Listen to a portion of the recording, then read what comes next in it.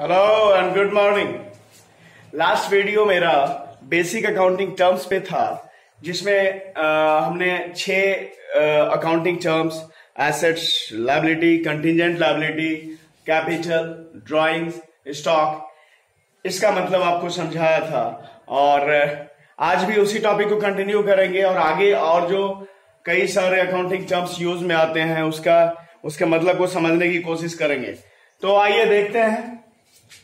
Goods, माल, goods को हिंदी में माल कहते हैं। जिस वस्तु का व्यापार किया जाता है वो वस्तु उस व्यापार के लिए गुड्स होता है। फॉर एग्जाम्पल, एक सब्जी व्यापारी के लिए सब्जी गुड्स है, या एक कपड़ा व्यवसायी के लिए, कपड़ा व्यापारी के लिए कपड़ा गुड्स है, या किराना के दुकानदार के लिए किराने की सामग्री जैसे चावल, दाल, तेल, मसाला, ये सब गुड्स है। तो इस तरह जो जिस वस्तु का व्यापार करता है वो वस्तु उसके व्यापार का गुड्स होता है। आगे है परचेज। गुड्स का खरीदा जाना, परचेज को हिंदी में क्रय कहते हैं, खरीदना। गुड्स का खरीदा जाना परचेज कहलाता है। कहने का मतलब, अगर बिजनेसमैन व्यवसायिक गुड्स के अलावा कुछ और खरीद रहा है तो उसके लिए वो परचेज शब्द का इस्तेमाल, परचेज टर्म्स का इस्तेमाल नहीं करेगा। फॉर एग्जाम्पल, एक जूता चप्पल का व्यवसायी अगर जूता चप्पल खरीद रहा है तो परचेज है, पर जूता चप्पल की जगह अगर वो अपनी दुकान के लिए सोफा खरीद रहा है तो वो परचेज नहीं होगा। तो गुड्स का, केवल गुड्स का खरीदा जाना ही परचेज कहलाता है। नेक्स्ट, सेल्स, विक्रय। गुड्स का बेचा जाना सेल्स कहलाता है। गुड्स के अलावा कुछ और बेचा जा रहा है तो वो उस व्यापार के लिए सेल्स नहीं होगा। उसी जूता चप्पल की दुकान कोई उदाहरण लेते हैं। अगर जूता चप्पल दुकानदार जूता चप्पल आदि बेच रहा है तो ये सेल्स है। पर अगर वो इसके जगह अपना पुराना पड़ा हुआ रैक, जो उसको लगता है कि अब उसके यूज में नहीं आएगा, या पुराना सोफा उसका पड़ा है जो लगता है कि उसके लिए अब वो इस्तेमाल का सामान नहीं रह गया, उसे बेच देता है, तो वो सेल्स नहीं है। मतलब सीधी सी बात है कि गुड्स का बेचा जाना सेल्स होता है, और कुछ दूसरा वस्तु बेचा जाए वो सेल्स नहीं होगा। नेक्स्ट, परचेज रिटर्न, या इसे रिटर्न आउटवर्ड भी कहते हैं, जिसे हिंदी में क्रय वापसी कहते हैं। उधार खरीदा हुआ माल यदि किसी कारणवश वापस कर दिया जाता है तो इसे परचेज रिटर्न, रिटर्न आउटवर्ड कहते हैं। Next, sales return. Sales return purchase return का बिल्कुल उल्टा। यहां पे जो उधार बेचा गया है माल, वो अगर किसी कारणवश वापस आता है हमारे पास तो उसे सेल्स रिटर्न कहते हैं। उसके बाद है ट्रांजैक्शन। बिजनेस से माल बेचा जाना, या बिजनेस में माल खरीदा जाना, या और सारे तरह के लेन देन जो बिजनेस से संबंधित हैं, बिजनेस से रिलेटेड हैं, जिसका प्रभाव बिजनेस पे पड़ना है, तो वो सारे के सारे ट्रांजैक्शंस होते हैं। ठीक है, ये ट्रांजैक्शंस नगद में भी हो सकते हैं, उधार में भी हो सकते हैं। आगे है डेटर्स। डेटर्स, देनदार। जिनको व्यापार से माल उधार बेचा जाता है वो बिजनेस के, व्यापार के देनदार होते हैं। अर्थात वे सभी जिनसे व्यापार को रुपया लेना है वो बिजनेस के डेटर्स होते हैं।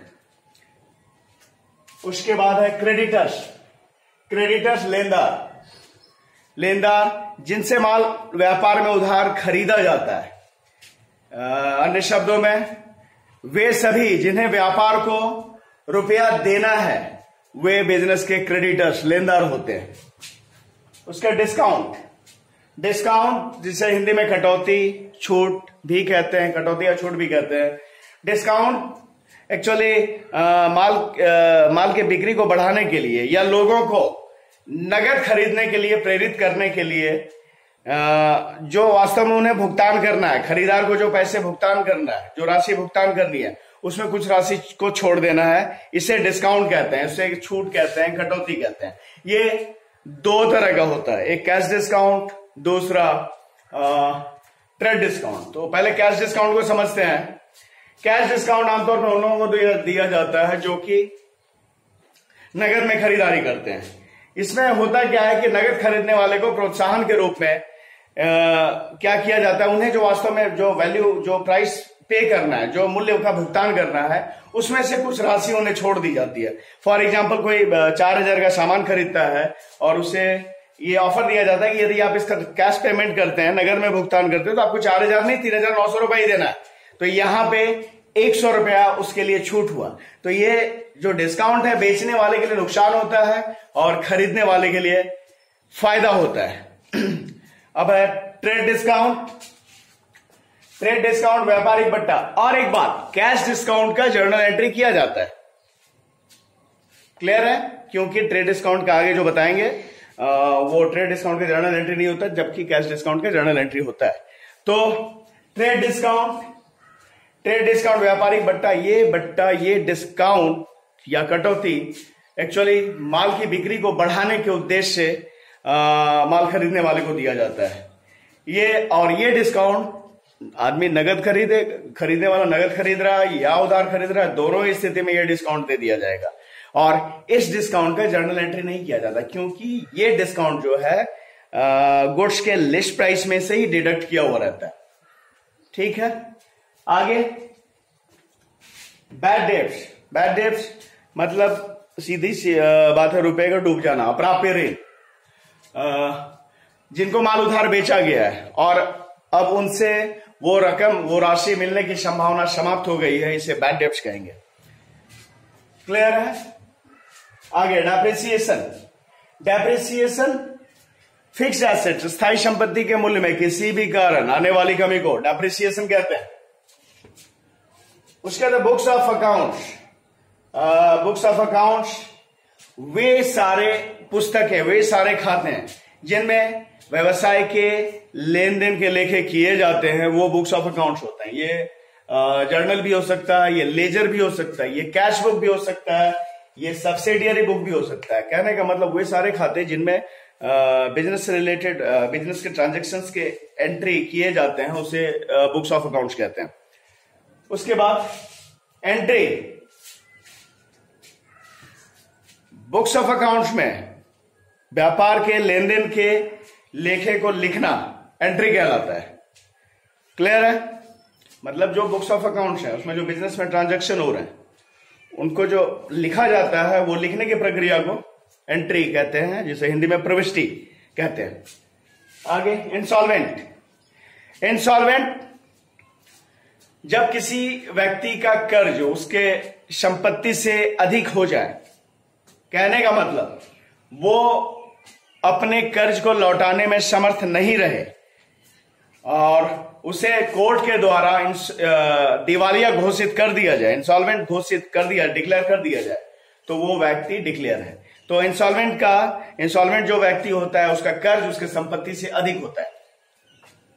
उसके बाद सॉल्वेंट, साहूकार, वो व्यक्ति जो अपने समस्त कर्ज को चुकाने में सक्षम है, वो सॉल्वेंट है। और लास्ट प्रोपराइटर मतलब मालिक, स्वामी, जो व्यापार में पूंजी लगाता है, सारे रिस्क लेता है और व्यापार को चलाता है, तथा उसके सारे या वो बिजनेस का प्रॉफिट हो या उसका लॉस हो, वो सभी उसी के ही होते हैं। उसे व्यापार का स्वामी, व्यापार का मालिक कहा जाता है। तो ये हुए सारे बेसिक अकाउंटिंग टर्म्स।